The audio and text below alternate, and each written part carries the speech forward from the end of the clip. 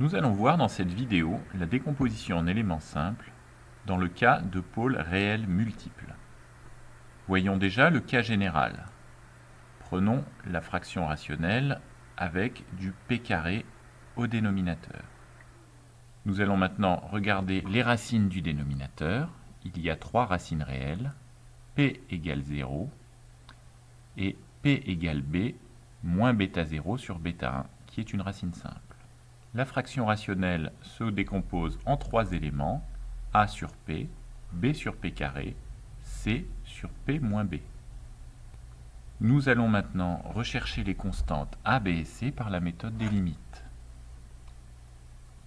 B se trouve simplement en faisant la limite en p égale 0 de p carré s de p.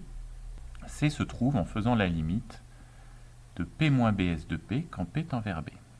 J'attire votre attention sur le fait que A ne se trouve pas en faisant la limite en 0 de PS de P. Voyons pourquoi. PS de P donne A plus B sur P plus PC sur P moins B.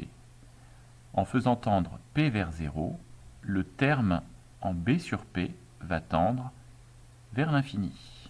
Il faut pour trouver A faire la limite de PS de P, mais quand P tend vers plus l'infini.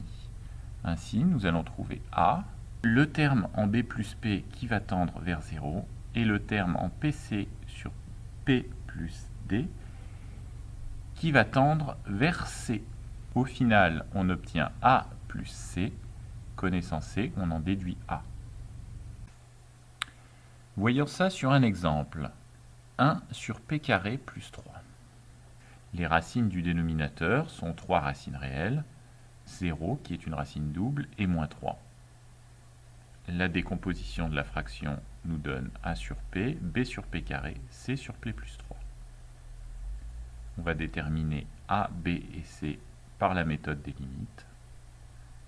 Pour b, on fait p carré s de p quand p tend vers 0. On obtient b égale 1 tiers. Pour c, on fait p plus 3 s de p quand p tend vers moins 3. On obtient 1 neuvième.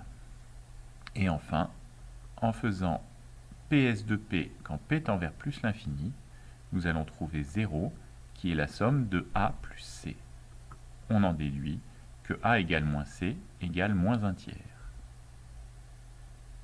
Au final, notre fonction décomposée, en passant cette fonction dans le domaine temporel, on obtient